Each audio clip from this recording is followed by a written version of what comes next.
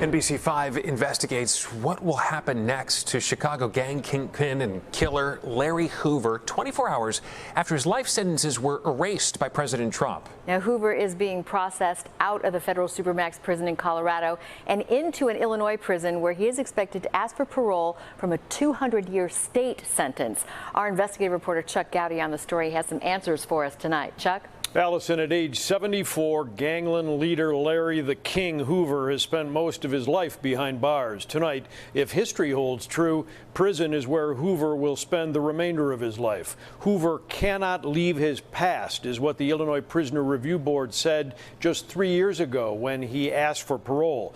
And most of the same people that said no to Hoover then will make the decision now.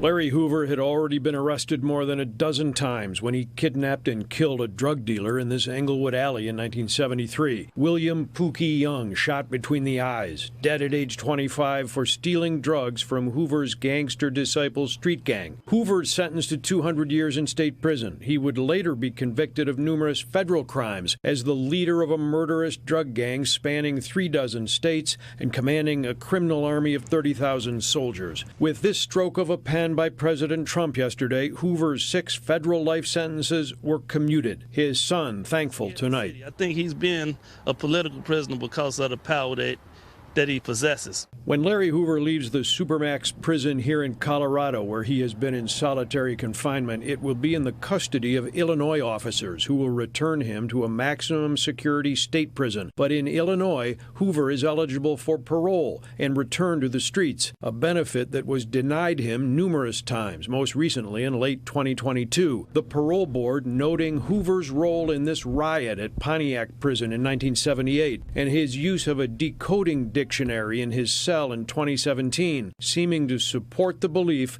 that Hoover has continued to run gang rackets from jail, despite his promise that he's been reformed. According to the 2022 Illinois parole denial, Hoover's past continues to impact his present and will forever affect his future. Parole release at this time would not be in the interest of public safety. What all this means tonight is that Trump's commutation won't matter, and Hoover won't be released, according to this former longtime Illinois Parole Board member and chairman. I think it's all symbolic, and I think it's all just drama because the president well knows that Mr. Hoover isn't going anywhere and that he's not going to be released. He's not going to be given freedom. He's got to come back and fulfill his Illinois sentence.